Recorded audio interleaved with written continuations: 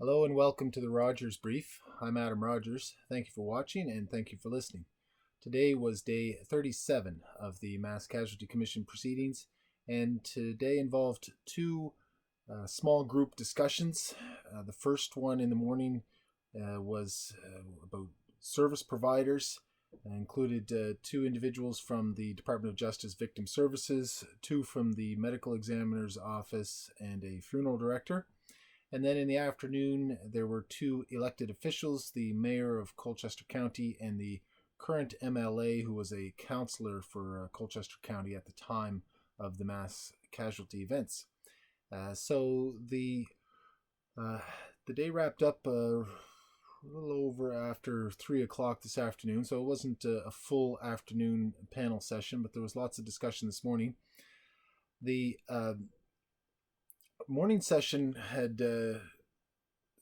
two from Victim Services. That was Dana Bowden and Kim Burton, Lindsay Dennis and Evelyn Gallant, two forensic nurses from the Medical Examiner's Office, and then Bruce Varner, who is a funeral home director. And I must say, it wasn't exactly the most riveting television in the world. A lot of speaking in slow, low tones, kind of taking the lead from the Mass Casualty Commission moderator, who's done now a few of these small group sessions, and sort of a predictable format to them. Certain questions, some follow-up, everybody gets a chance to answer, no interruptions, that sort of thing. Now again, remind that these are not witnesses in the real sense of the term. These witnesses or these individuals are not there to give factual evidence, but rather to share their experiences of what it's like to be in their role during something like this, during a very abnormal situation, certainly, but something that we all want to learn from. Government officials, agencies, whatever, need to learn lessons when possible. So the morning session, these service providers were on hand, and I'm familiar certainly with the Medical Examiner's Office and Victim Services. Both were involved with the Desmond inquiry, and certainly was impressed at that time with their professionalism, their qualifications, and their work with the families, with the Desmond family in particular. And then I'm familiar with Victim Services as well. I mean, they're ubiquitous throughout the court system in Nova Scotia now, which wasn't always the case. Even when I was early on in my practice, you didn't really see Victim Services workers around that often. And now they're very helpful, helping people draft victim impact statements, that sort of thing. They show up to court as well with people and are there as a support person.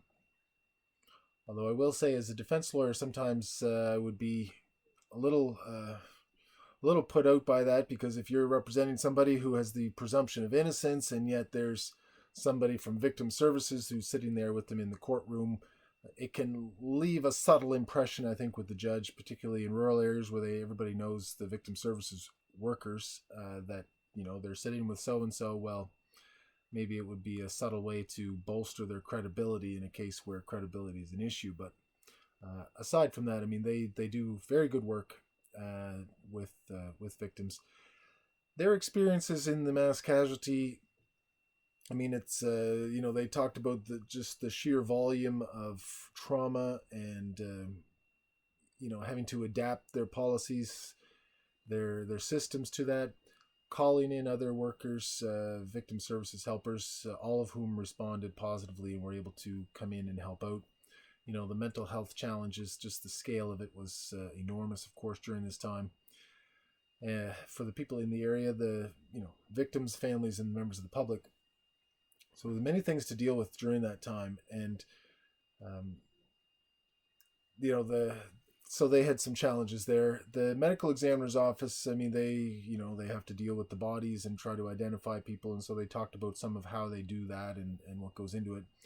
They also talked about having to deal with the families, and sometimes that's difficult because you have information, but because of ongoing investigations or other operational considerations of the police, sometimes you can't reveal all of what you know to the family members or the public. So They talked about that. I mean, not wanting to compromise an ongoing investigation. But another interesting part was Bruce Varner, the funeral director, and he was, of course, everybody's talking about the challenges of the situation, but Mr. Varner was really respectful of even not wanting to adopt that language of saying it was a challenge. I mean, he was talking about it was a privilege and an honor to be able to help people during the most difficult times of their lives, and to be somebody that could provide some assistance. So that was interesting. His main point that I took out of it anyway was really the inability because of the pandemic for people to gather and grieve together, which is a really important part of the healing process. From his many years of experience and seeing grief and trauma and these the healing process begin with gatherings, and being unable to do that because of the pandemic, I think, was a major problem that he identified. So that was the morning session. I suspect it wasn't the most riveting viewing experience. I wouldn't be surprised, in fact, if the numbers for today were and yesterday probably down a fair amount. I mean, this is information. These are topics and areas that the commission needs to cover. It's part of their mandate, and so they need to hear from people about these things. So that's just the way it is. The afternoon was taken up just about a little over an hour with two elected officials. There's Mayor Christine Blair, of the municipality of Colchester, and current Colchester North MLA, then District 10 Councillor Tom Taggart. This was moderated by a new person we haven't met before, Leo Artileo, who is the Strategic Engagement Advisor. I don't know if he's the Strategic Engagement Advisor or maybe one of several. It's unclear. There's lots of people working for the Mass Casualty Commission. It's unclear exactly what that title might mean.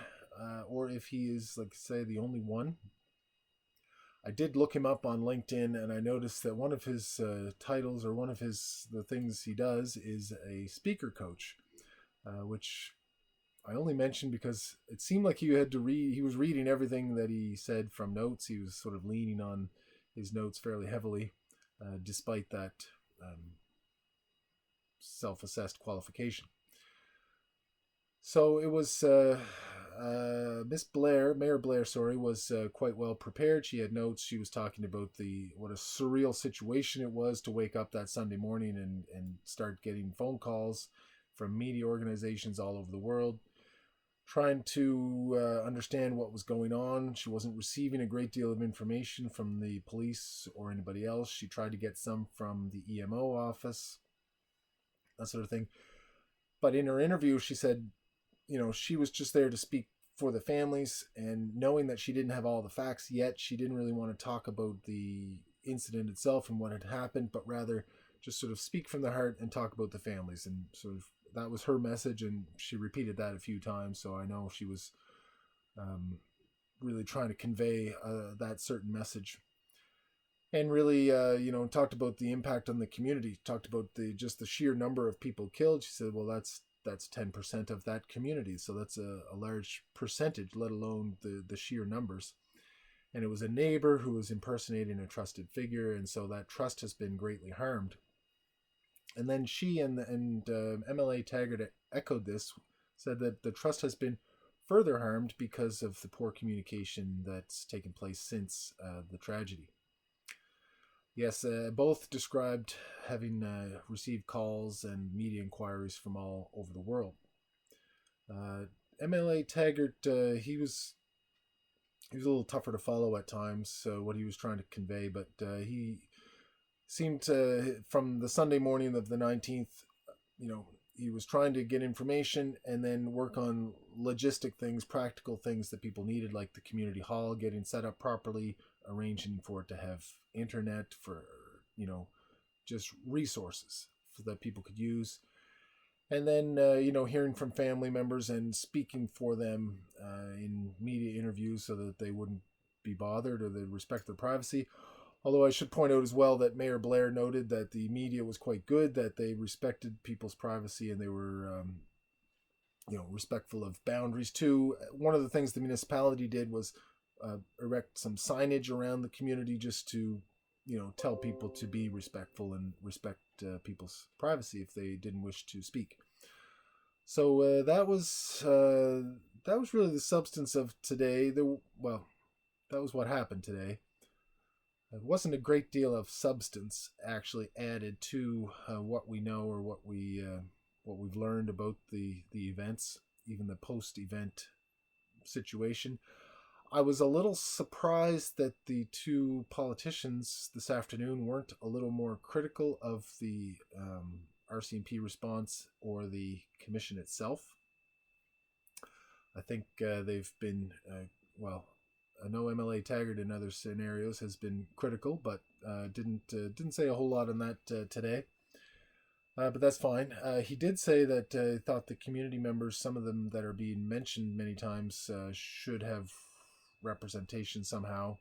To my mind, I guess, he as one of the elected officials is their representation. I mean, it's not legal representation, but, sometimes witnesses or people that are just being discussed as part of events don't always need legal representation. So the other legal side of things, so today, yesterday we were expecting maybe to get learn about these Big Stop videos, that there was supposed to be an application yesterday. I talked about all that yesterday. Didn't happen again either today. The videos were not released. There was no discussion from the commissioners about the videos or anything about their release. There were a few other exhibits that were posted this morning, and so I clicked on the website to see if that maybe was what it was, but it certainly wasn't. So it's still not posted as of late this afternoon. So we'll see. We'll watch over that for the next few days. The commission is back on for public proceedings next Monday. We're going to hear from Constable Nick Dorrington, whose name has been brought up a few times already.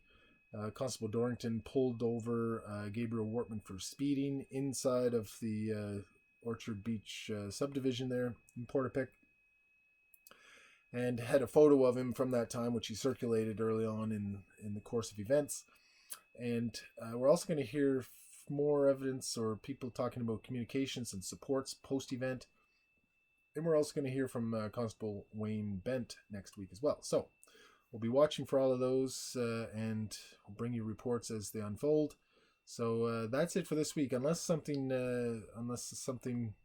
develops over the course of the week and there's a need to post a video, I'll see you next Monday. So thanks for watching. Thank you for listening, and we'll see you next time.